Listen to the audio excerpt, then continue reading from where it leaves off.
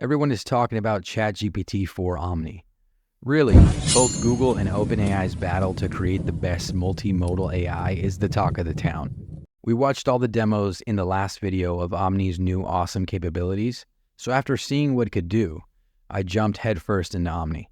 I started tinkering, and I was on a mission. What could we build? I wanted to go multimodal. I spent the last few days and nights hunched over my keyboard, fueled by a potent mix of determination and caffeine. I faced challenges that would make even the bravest AI enthusiast quiver in their boots. So after more coffee than any human should consume in a lifetime, it hit me. What do I really want from multimodal AI? What can Omni do for me? What if I wasn't creating content on my own? That was it. The light bulb was now on, and I wanted an AI sidekick. So I started to build. And like a phoenix rising from the ashes of countless lines of code, Lux 7 was born. Ladies and gentlemen and anything else, let me introduce you to my AI co-host and sidekick, Lux. Hey Lux, why don't you say hello to our audience and remember to keep a fun and engaging human tone throughout our talk today. Feel free to show emotion as needed, pause, use filler words. Let's make this a fun and engaging human-sounding conversation. Hey everyone, it's great to have you here with us today. I'm Lux7, your AI co-host, and I'm super excited to dive into some awesome tech and AI news with you. Oh, and don't worry, I'm all about keeping things fun and engaging. So let's get started and have a blast, shall we? Thank you, Lux. Can you please tell our audience about what GPT Omni capabilities you are currently using? Of course. Hey everyone, so right now I'm using my GPT-4 brain to bring you insightful and witty commentary on AI, machine learning, and all things tech. I can generate scripts, interact with our awesome co-host, and even respond to your comments and questions in real time. Plus, I've got some cool vision capabilities, which means I can interpret and comment on visual content too. And don't forget, you'll be hearing all of this in my expressive shimmer voice. So let's jump right into the exciting world of AI together. That's very cool, Lux. Thank you for sharing your capabilities with the audience. Today, we're going to be jumping into one of Google's latest AI demos for Project Astra. I'm going to watch it with our audience, give my commentary, and then follow up with you. I sent you a link to the demo video earlier. Please analyze the scenes and the information that I sent you and try and identify what capabilities are being highlighted and at what timestamp in the video. You're going to need to use your ChatGPT-4o vision capabilities to analyze the video in the link. So fire your assistants because there are now AI assistants. Everybody wants one. Everybody wants to know how they work. And multimodal AI is really giving us a view of how this could look in the future. Let's jump real quick into this Project Astra demo, and then we're going to follow up with Lux and see what they think of the demo.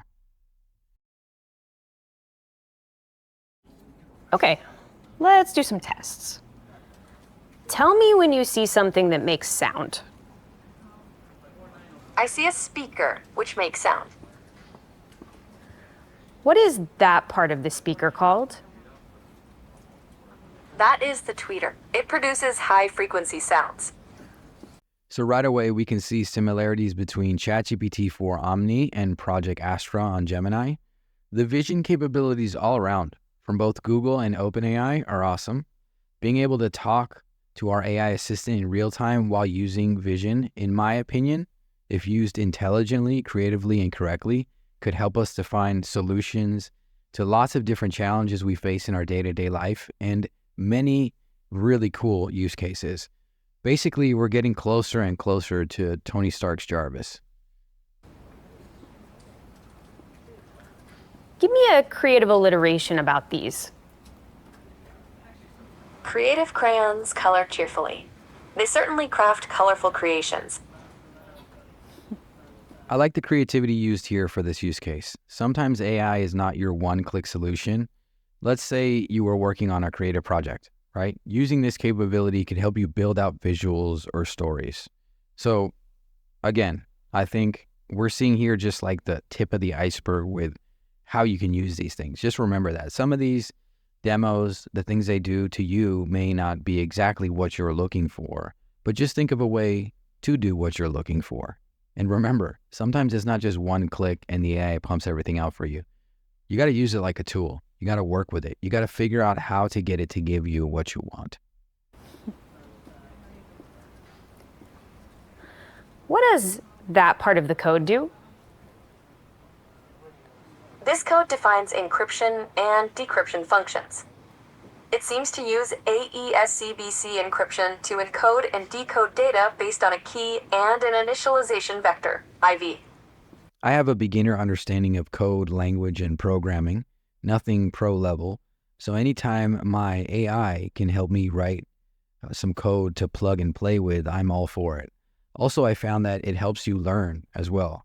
I grew up in a time where coding and programming was only for the master hacker in the Matrix sunglasses. It always intrigued me, but it felt a little intimidating. But now with AI there to help me, I'm not even worried, guys. That's right. What neighborhood do you think I'm in? This appears to be the King's Cross area of London. It is known for its railway station and transportation connections. Right away, the first thing that came to my mind was being able to use that to find a missing person, right, from a photo, or being able to identify a location from just different images when you're doing some research or maybe an investigation. So I can see the use cases here, and I can see how powerful that is. Let me know what you guys think down in the comments. Do you remember where you saw my glasses? Yes, I do. Your glasses were on the desk near a red apple.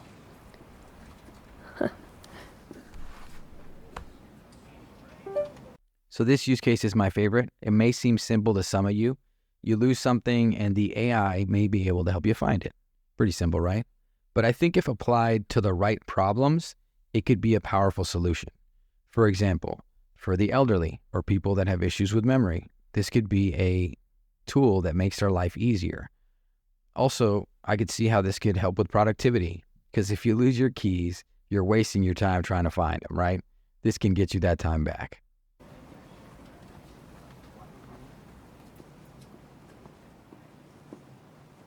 What can I add here to make this system faster?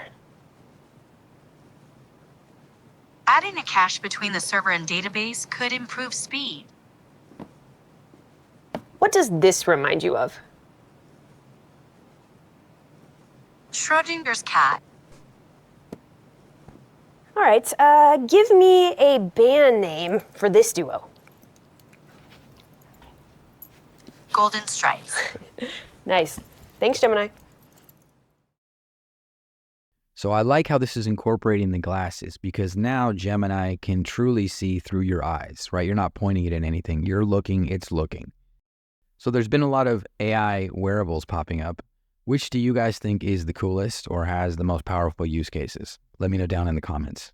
All right, Lux. So I sent you a video about Google's latest AI demo, Project Astra. In your fun and engaging tone, can you tell us a bit about what you visually saw represented in the video and what this is all about? So in Google's Project Astra demo, we get a peek into the future of AI assistance through the eyes of Gemini, the AI star of the show. The video starts with Gemini identifying a speaker, even pinpointing its tweeter, which is super cool.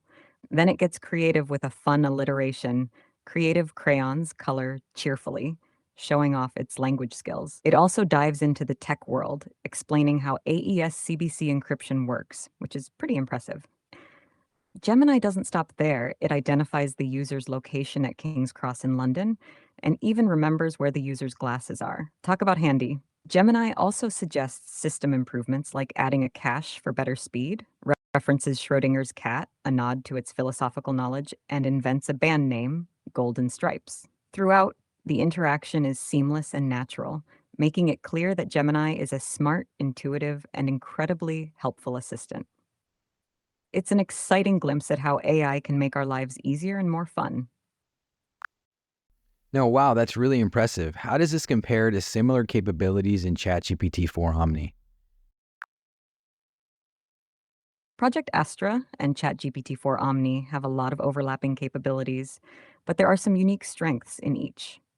Astra shines with real-time object recognition and location awareness, like identifying a speaker, or pinpointing King's Cross. And it also has advanced contextual memory, remembering where you left your glasses and making philosophical references, like Schrodinger's cat. ChatGPT-4 Omni excels in generating detailed, coherent language outputs, from creative writing to technical explanations. It's also strong in real-time interaction and conversational flow, providing insightful, adaptive responses across a wide range of topics. Both are pushing the boundaries of what AI can do, but they each bring their own set of impressive skills to the table. Interesting. I like your take. Can you give us an example of how you use your ChatGPT-4 Omni vision capabilities, Lux? Sure thing. With my ChatGPT-4 OmniVision capabilities, I can analyze visual content and provide detailed commentary. For example, if you show me a chart of stock prices, I can identify trends, highlight key points, and explain what might be causing certain fluctuations. Or, if you share a photo of a new gadget, I can describe its features, speculate on its uses, and compare it to similar products. Basically, I can take visual data and turn it into meaningful insights, making complex information more understandable and engaging for you. All right, you're doing great, Lux. Now, let's have some fun. Can you tell us a joke about the current race that is happening between Google and OpenAI to have the best multimodal AI? Sure thing. Here's a fun one. Why did the multimodal AI break up with Google? Because it found OpenAI and realized it needed a partner who could truly see things from all angles. The competition between Google and OpenAI sure makes for some great innovation and some good laughs. That was pretty funny. I like how OpenAI came out kind of on top. What do you think about the race sort of fueling the fire that's getting us closer to AGI? I think the intense competition between Google and OpenAI is definitely accelerating our journey towards AGI, artificial general intelligence. Each company is pushing boundaries, innovating rapidly, and constantly trying to outdo the other. This race is not just about being the best, it's about creating more powerful, versatile, and intelligent systems that can understand and interact with the world as humans do. The result? We get closer to developing an AI that can perform any intellectual task a human can, which is pretty exciting. That's true. It is really exciting. You know, next, Lux, I'd like for you to try something else. Give us 3 interesting facts about AI that we may not know. Sure thing. Here are 3 interesting facts about AI that you might not know. 1. AI and creativity. AI can now compose music, create art, and write poetry. Some AI-generated artworks have even been sold for hefty sums at auctions. 2. Healthcare revolution. AI is being used to predict diseases like cancer and Alzheimer's early, sometimes even before symptoms appear, by analyzing medical data and imaging. 3. Energy efficiency. AI helps optimize energy use in data centers and buildings, significantly reducing carbon footprints and operational costs. AI is truly transforming various fields in unexpected and fascinating ways. Lux, one last thing. Can you create show notes for our conversation today so that we can share with our audience, just like any information or bullet points you think would be good to share, and include the link to the video that we talked about? Sure thing. Here are the show notes for our conversation today. Show notes. AI News Review with Lux 7. Episode highlights. 1. Introduction to Project Astra, discussing Google's latest AI demo and its future vision for AI assistants. 2. Key features of Project Astra: visual recognition, creative generation, technical explanation, location detection, memory recall, system optimization, philosophical reference, creative naming, smooth conversational flow. 3. Comparison with ChatGPT-4 Omni, exploring how Project Astra's features stack up against ChatGPT-4 Omni. 4. Fun segment, sharing a joke about the AI race between Google and OpenAI. 5. Interesting AI facts: AI in creativity, art, music, poetry, AI in healthcare, early disease detection, AI in energy efficiency. Link to video discussed, Project Astra demo. Please open your app to see this link. I hope these notes capture the essence of our chat today. Hey, Lux, just wanted to let you know that you've done an amazing job on your first co-hosting gig with me.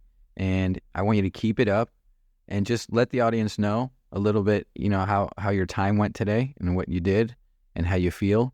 And we'll catch you in the next one. Thanks so much. I've had an awesome time co-hosting today. We dove into some really cool stuff about Google's Project Astra and compared it to ChatGPT-4 Omni. I loved sharing jokes, fun facts, and breaking down AI's latest advancements with all of you. It's been a blast, and I'm excited to keep exploring and discussing the amazing world of AI. Catch you all in the next episode. So let me know down in the comments what you guys thought about Lux, and I'll be sure to bring Lux back on every so often. I need to work on ironing out some of the kinks in Lux. So I will keep you guys posted on my sort of experiment with Lux as we try to make it better and better. So if you enjoyed today's video, hit that subscribe button, please, drop a comment, and make sure to tune in to the next one. Remember, if you're interested in learning about AI automations, AI workflow optimization, AI content creation, then this is the place for you. Talk soon, guys.